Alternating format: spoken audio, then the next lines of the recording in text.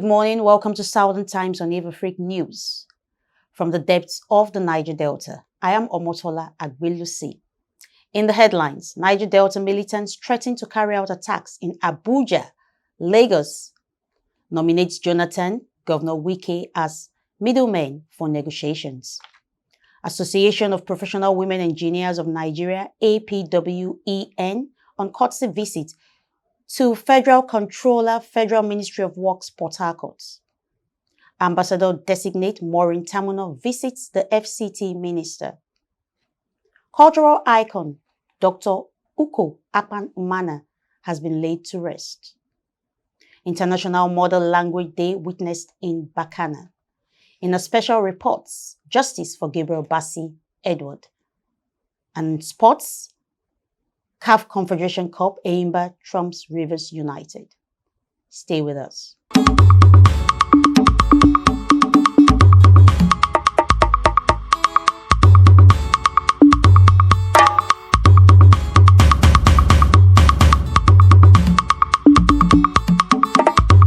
Welcome back. A group of Niger Delta militants, Supreme Egbesu Liberation Fighters, has threatened to destroy infrastructure in Lagos and Abuja. The group made the threat in a video posted on Tuesday by African Independent Television, AIT. In the video, the group accused the Nigerian government of marginalizing the region and failing to deliver on the amnesty program.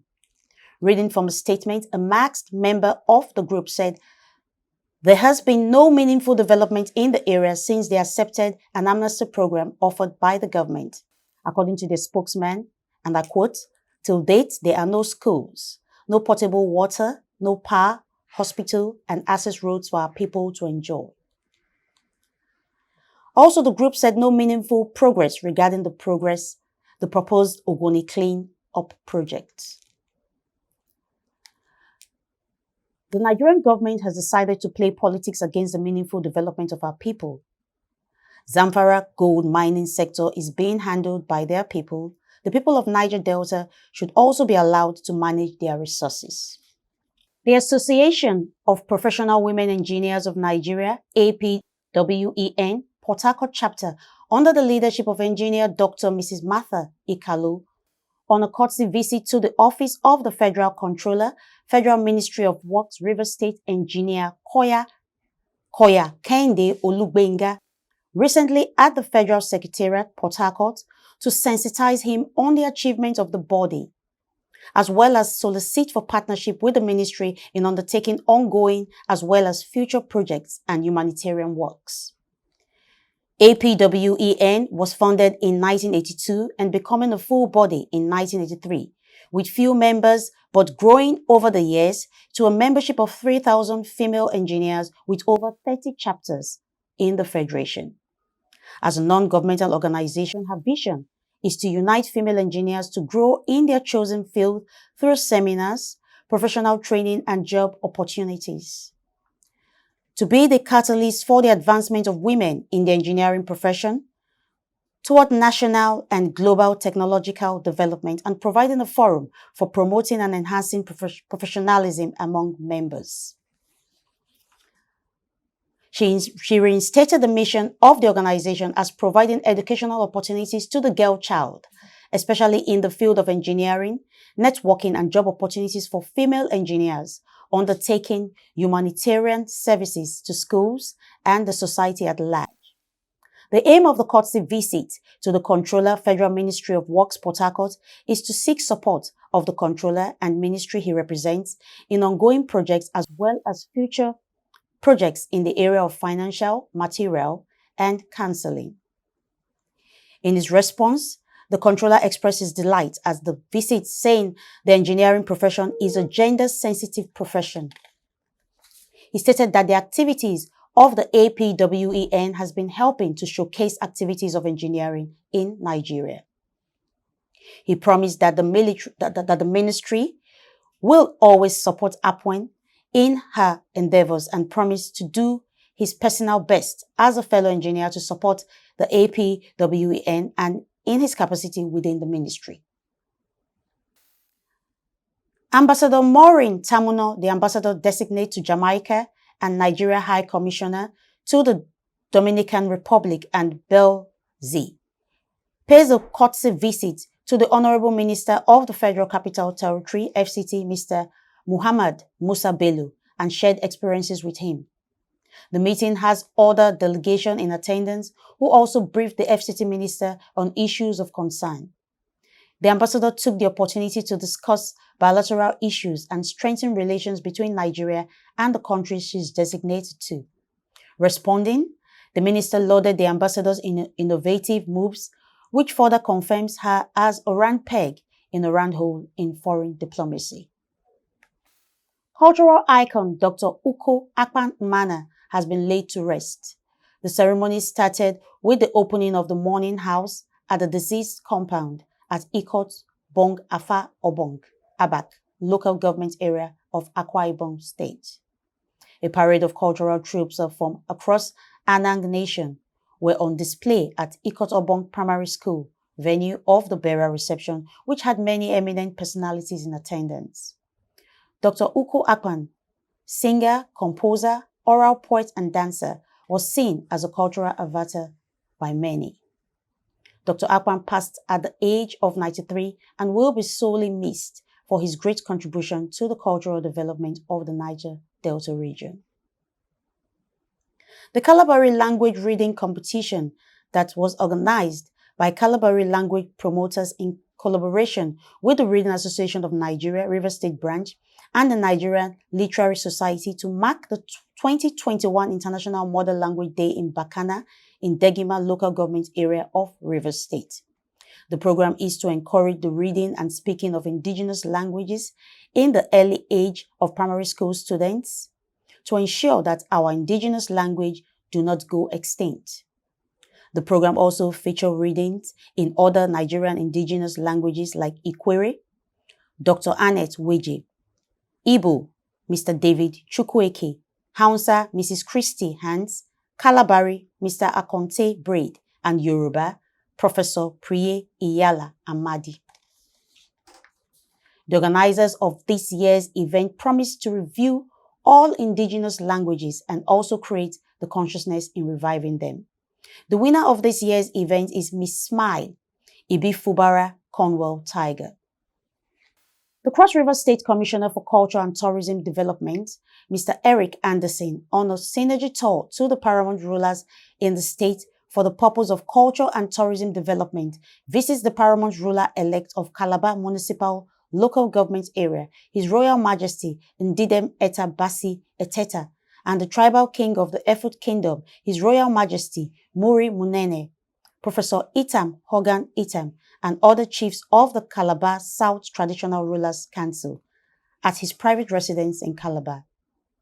In his address, Mr. Eric Anderson commended Calabar Municipality for her fluidity in being a key player in the culture and tourism sector, being the host of the annual world-renowned Calabar Carnival and festivals and other major cultural and tourism-related events over the years, saying that the visit is to further strengthen already established relationships and involve more deeply her traditional institutions in the sector's growth process. The paramount ruler-elect of Calabar Municipal Local Government, Ndidem Eta Basi Eteta, on behalf of the Calabar Municipal Traditional Rulers Council,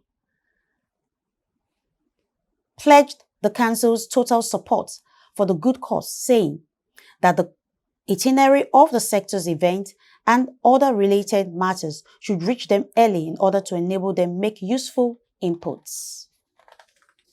The meeting also had in attendance the chairman, Calabar Municipal Local Government Area, Honorable Efifeong Nta Eke, leader of Council, Calabar Municipal Local Government Area, Honorable Esen Nawan Esu, among others. Unknown gunmen in a white Venza car shot dead the Special Assistant to the Delta State Governor on Youth Development, Comrade Ukemute Soho, also known as Daddy K. He was killed Saturday evening along Crusade Axis by Akintola Road, Sapele Local Government Area of Delta State. Sources say the killing may have been carried out by assassins, as nothing was stolen from the deceased after he was shot dead. The news continues in a moment. Stay with us.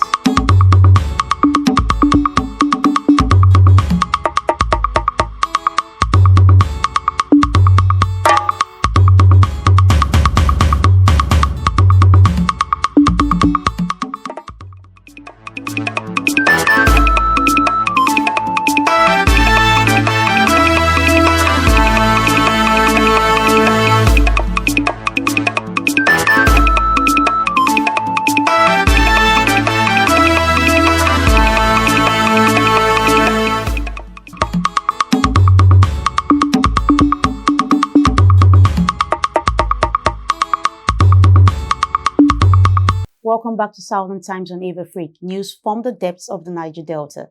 Do follow us on our Twitter handle at EveAfriqueNews, on our Instagram at EveAfriqueNG, and on Facebook it's EveAfrique Business and News.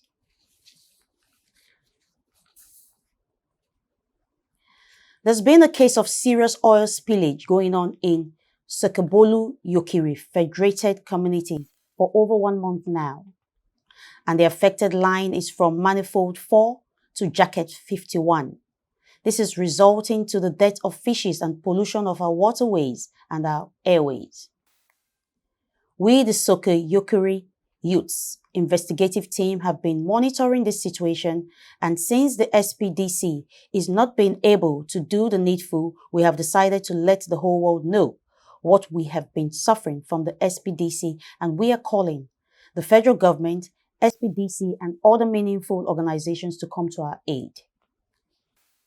The COVID-19 pandemic has undoubtedly impacted the lives of millions of people worldwide, but we will not allow it to wither our synergy between growing business owners and established CEOs.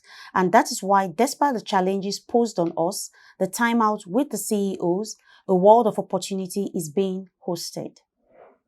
Editor-in-Chief of EveAfrique News, Ivy Davis Etukakpan, reiterated this at the Time Out for the CEO Business Summit. In her view, CEOs, business owners, aspiring business owners need to rejig, share ideas, and bond together. Speaking at the event, the head faculty, Time Out for the CEO, Eze Kingsley Ogundu, Oyo the 8th, Eze Azimini Isiokpo, stressed the need for continuous learning, unlearning, and relearning. Mrs. Christy Baraba, CEO, Brand Technologies, owners of the Royal Vantage Hotel, Mrs.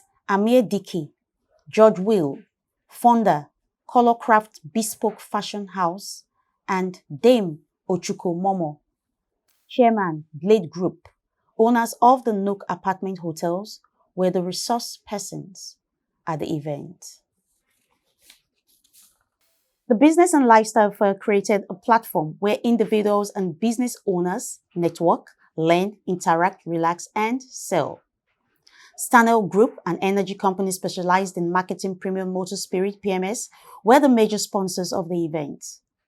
Highlights of the event included SME Masterclass under the tutelage of some of Nigeria's biggest and brightest business minds and authorities in the likes of Dr. Cosmos Maduka, President Kokari's Group, Dr. Herbert Wigwe, Group Managing Director, Access Bank, Dr. Stanley Uzochukwu, founder, Stanel Group, amongst others.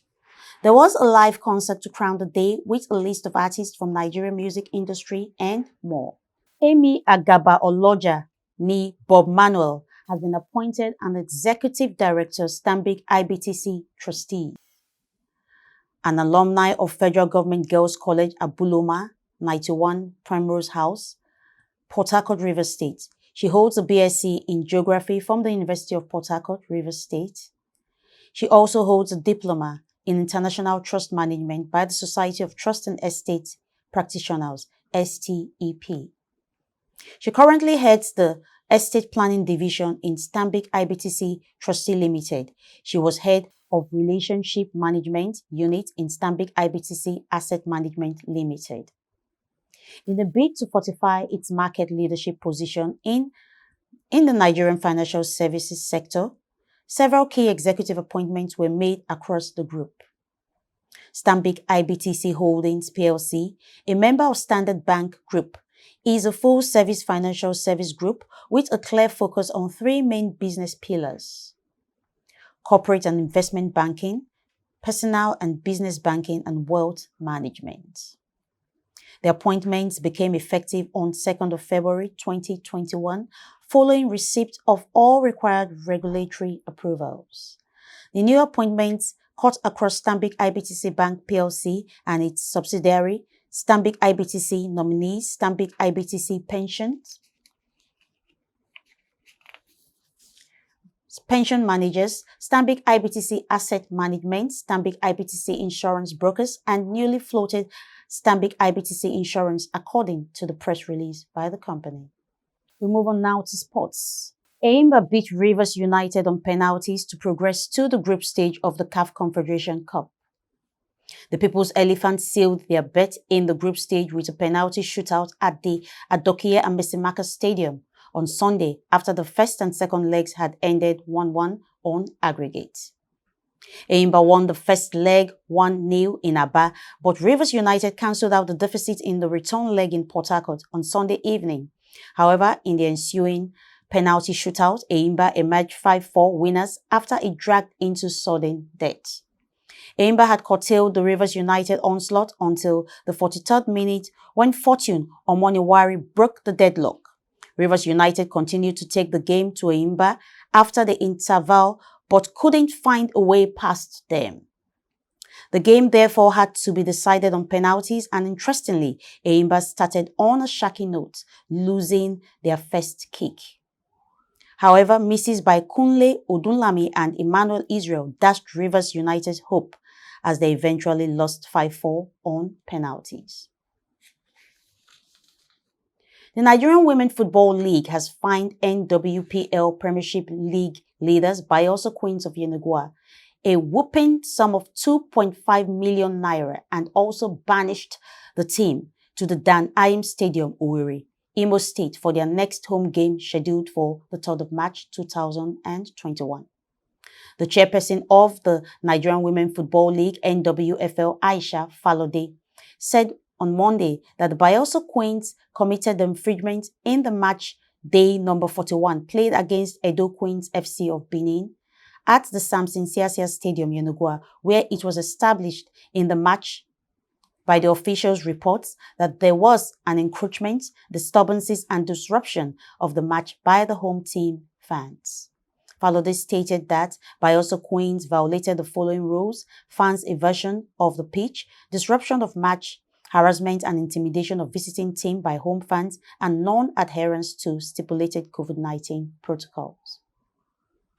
Other violations committed by Bayelsa Queens are fans' contact with players and match officials on the field of play and breakdown of security protocol at match venue. All these, Falode stated, were capable of bringing the game of football to disrepute. And she stressed that it's believed these sanctions will serve as deterrent to Bayelsa Queens FC and a strong warning to all the NWFL Premiership clubs. We'll be right back after this break.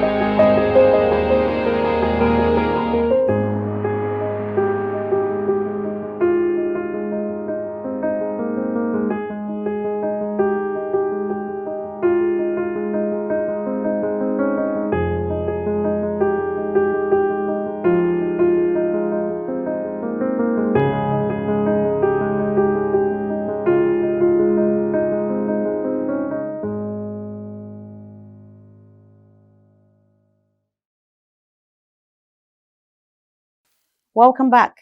In a special report, Justice for Gabriel Bassi Edward.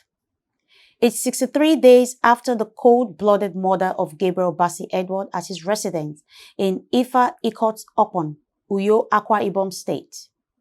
The deceased was a 23-year-old native of Akai Ubom, Nsit Ubom, local government of Akwa Ibom State, and a final-year student of the Department of Civil Engineering, University of Uyo. He was a student of Federal Government College, Ikotekpene, and was also a freelance writer, a hobby he engaged in for added income to sponsor himself through school. He was the eldest of 3 children, 2 males and a female, of late Mr. and Mrs. Bassi Edward. Following his parents' separation and his mother's death in 2019, Gabriel and his only brother moved into their mother's uncompleted house, located at EveAfrique News, where the deceased was eventually murdered. The brothers made a rule to live a quiet life until a neighbor introduced the senior pastor of a Pentecostal church who, on behalf of a young man in his early 20s, sought for church tenancy at Gabriel's new residence not long after both siblings moved in. In a bid to help the young man, who happened to be a junior pastor sent to start a new branch in the area, late Gabriel decided to partition the building to enable the said pastor identified as Prince Umo of Essien Udim local government area of Akwa Ibom State conduct church services pending when the church will acquire a permanent property. A tenancy fee of 150,000 per annum was agreed by Gabriel and the senior pastor's name withheld, and owing to non-completion of the building, Gabriel asked the senior pastor to use the year's tenancy fee to fix the church hall. Still in want of payment, the senior pastor gave the rent to Gabriel in August, a decision that didn't go down too well with the junior pastor, Prince Umo, who had ulterior motive to usurp the money for selfish gains. In October 2020, the junior pastor moved into the rented hall and commenced church activities. As weeks run by, he sought the deceased permission to keep some of the church items at their part of the building. Following the consent of Gabriel, the junior pastor moved some of the church items into Gabriel's apartment, which the deceased shared with his brother, and was given a spare key to the apartment.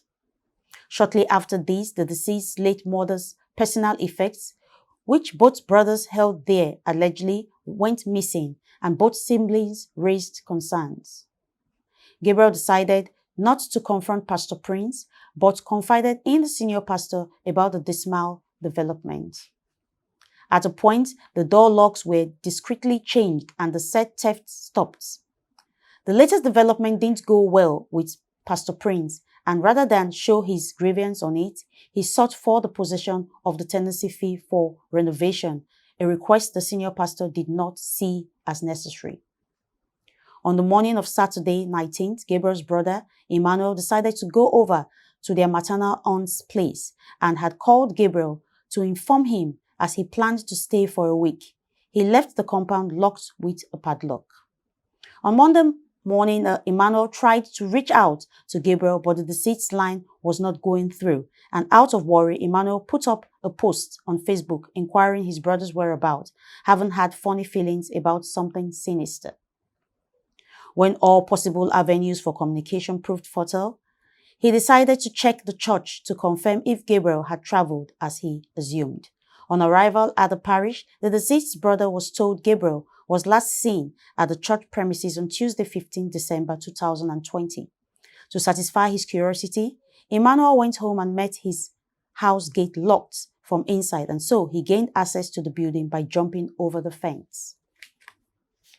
On entrance, Emmanuel was moved back by the doors which lay open. On close examination, he discovered the body of the deceased wrapped in their mats and squeezed in between their bed space. The deceased's brother raised an alarm which attracted the attention of neighbors from the vicinity, each giving account of strange incidents while Emmanuel was away. According to an eyewitness account, the accused, Pastor Prince, was seen entering the deceased's residence on the morning of Monday, 21st December 2020. He was reported to possess a bag containing items while entering the compound.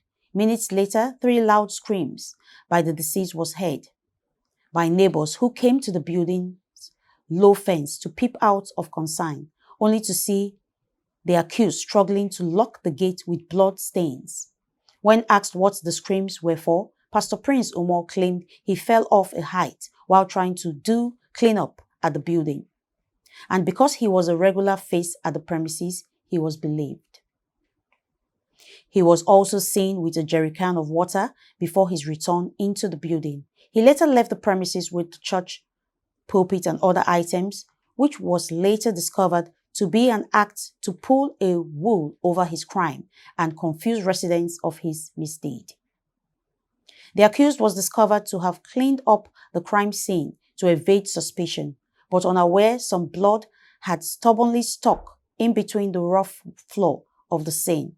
Splashes of blood were also seen on the sides of the pots in the room. On discovery of the deceased dispossessing corpse on Wednesday, his laptop and phone was reportedly stolen, while his late mom's stolen items were returned.